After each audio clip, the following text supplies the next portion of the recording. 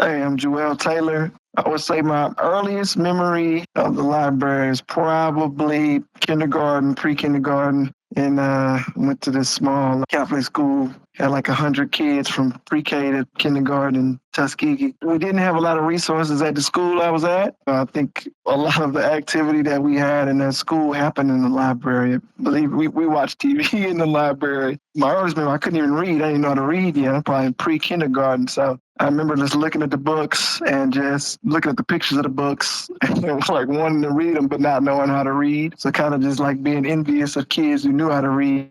So that's definitely my earliest memory of being in the library. Libraries definitely had a big role in my development, just scholastically in general.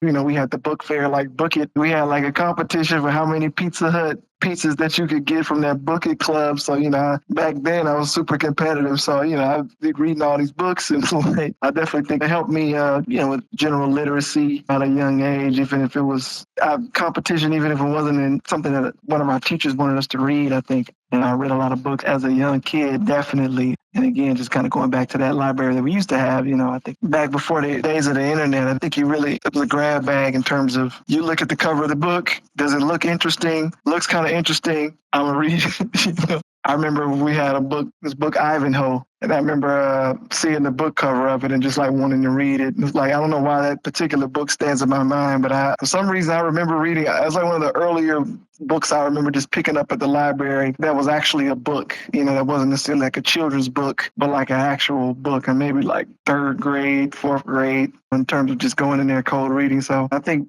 because you didn't have as many options for entertainment, a lot of times you would just go in the library, just get something, just read a book. And I don't think people do that as much nowadays, but in the early 90s, that was still an era where you kind of go in there and just discover something. The library is like a great place to kind of engender some of that curiosity.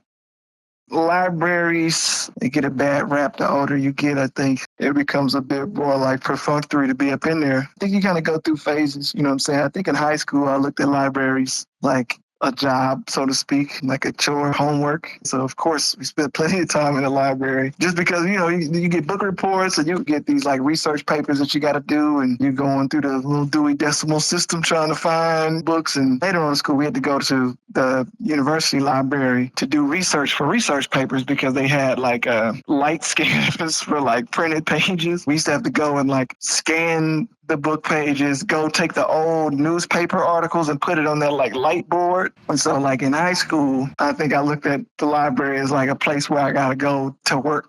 But funny enough, in college, I think I spent a little more recreational time at the library because that's when I started to realize, our library had a lot of stuff. You could rent DVDs, you could rent games, like it's more than just even books at the library. It's like a lot of educational stuff, a lot of entertainment stuff. Like, like the resources at a library are just like way more than I've ever kind of thought about in high school. I think like a lot of the Charlie Kaufman stuff, like the first time I saw those movies was in college. I think a lot of that kind of influenced just creatively, like what I'm, the kind of things I'm interested in now. I was an art major actually, so I wasn't even a film major in undergrad, but I had a friend of mine who was also an art major who also wanted to do film and kind of got me into film. He kind of put me on a lot of cool stuff, you know what I'm saying? And my last 2 years, I ended up kind of transitioning interdisciplinary. And so we ended up watching a few more like experimental films that we would check out from the library. So like Matthew Barney, like Cremaster Cycle, like weird stuff. So definitely, had a different relationship with the library. Like once I kind of started getting into film stuff, just because they had free movie rentals, you know what I'm saying? So you can go in there and rent movies for free. It's there if you want to take advantage of it, I think I always wanted to be an artist. I didn't know I wanted to be a filmmaker necessarily, but I always wanted to be an artist. I always wanted to grow up making music, thought that that's what I would ultimately do. I think when I got to undergrad, I went to school for video game design originally. So I wanted to direct like Hideo Kojima or like Shigeru. I wanted to direct video games. And, I think like a lot of the core of that kind of overlaps with like film directing. There's still storytelling. So, I think I always had an interest in being an artist in some capacity. When I got to undergrad, I ended up doing a short film as a project and met somebody who was interested in like doing film. And he kind of like schooled me on like what he was working on. I was like, oh, this is kind of fun. And so when I didn't get accepted to the major that I applied to, my portfolio didn't get accepted. Then it was kind of like a very straightforward kind of pivot because I didn't want to be a generic fine arts major. I had 3 years worth of credit. So I was like, how can I apply some of the stuff that I've been doing as an art major, which doesn't really seem applicable in too many contexts? I think just having a little bit of exposure to film and having a little bit of rejection when I dip my toe in the film waters, I think I had a little bit of an inkling of like, oh, I actually kind of enjoy this. I like writing more than I get to do as an art student. So it's kind of something you kind of pivot to. And so that's really how I kind of started to turn towards film. And then like once I kind of made the pivot, I just slowly, steadily just kind of kept at it. I've gone to the WGA library and looked at a couple of scripts and also looked at Bibles, like show Bibles. So the Writers Guild has a library where you can go and look at Bibles for television shows. Breaking Bad, you can look at the series Bible. You can look at a lot of different things, episode pilots. And so I've gone to the WGA, and even though it wasn't necessarily specifically for Creed 2 or Tyrone specifically, in general, like going to the WGA library to learn about a couple of movie shows, like how to structure Bibles and stuff. Like this is all like things that go into when you end up writing your movie. This is like knowledge that you've accrued that helps inform you, even if you're not literally doing it for that particular project. The library is like a very underrated tool to access film scripts. But even like if you're not in school, like going to WGA, pretty sure you can go there and like sit down and check out almost anything that you can think of, you know what I'm saying? That's even a little bit more like off the beaten path than necessarily a script. You can get supplementary materials for shows and movies a lot of times. Things that you wouldn't necessarily think they have a lot of that.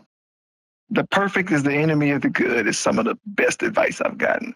And that's in terms of like efficiency and like output. I think what happens a lot of times is you slow down trying to make something perfect, which is subjective. And so like what ends up happening is like you kind of slow down how much you produce, trying to make something perfect. But a lot of times like someone may love what you already have and you would be better off. You would improve faster if you wrote 2 scripts, even if you didn't love them both, rather than thinking that you got one perfect. The outside world will tell you how good it is by how people react to it.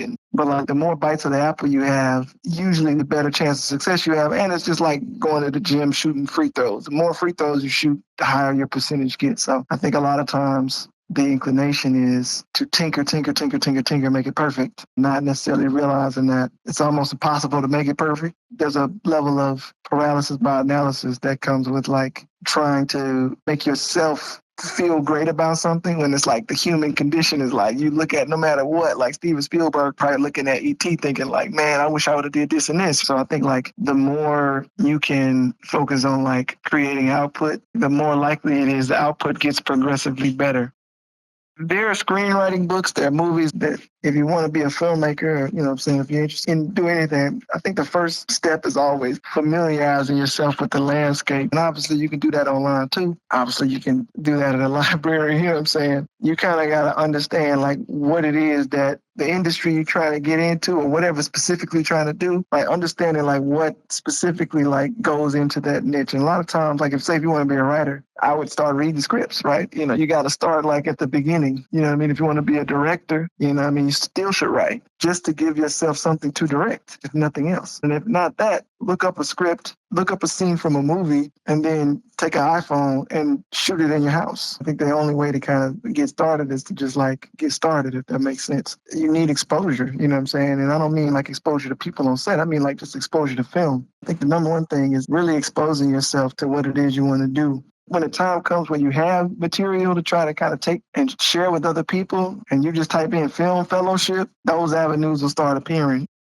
Networking is extremely important because ultimately, like the people you're going to end up working with are generally going to be your cohorts. A lot of times you end up learning more from the people that you work with than like your teachers if you're in school. I learn more from my classmates in the aggregate than I did in the classes. So even though they might be inexperienced in their own way, most people have something that you can learn from them. And the other thing is like you never know who's going to be the person who gets a little bit of serendipity. And the more people that you donate your time to in terms of helping them out, especially like when you're getting started, the more likely it is that you have a Rolodex of people who might call you when they're working on something.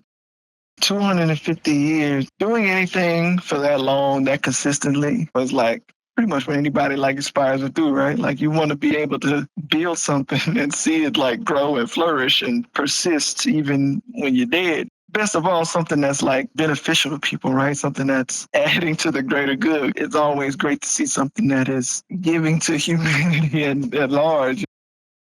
I think almost everybody learns more from their failures than their successes. Sometimes if you succeed, you might not know why. But when you fail, you generally know why. So it's a little easier to learn from something because it's easier to deconstruct the outcome. It's hard to pinpoint why they like something. But if you make something and like you send it to a test screening for like you take a movie, for example, and like 300 people in this test screening say, this didn't work for me, you will learn why.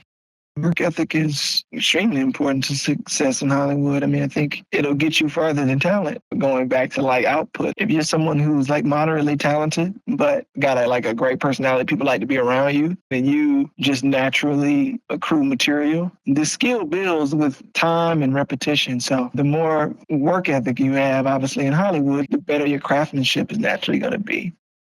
Why do I love libraries? I mean, I think it's obvious, man. I think like if you love learning, I think you can't help but love libraries. Anybody with a natural curiosity, and no matter what it is, some you might like trivia, you might like astrology, you might like just random stuff. But I mean, I think like people who have like an innate kind of curiosity to like learn things, there's really no better place to not only like learn things, but to interact with people, to meet people. Like, there's a social element to libraries. It's a gathering place. My memories of libraries are almost always with classmates of mine, sitting in there like working on a research project. Like you don't remember what you were working on. You remember hanging out with your friends.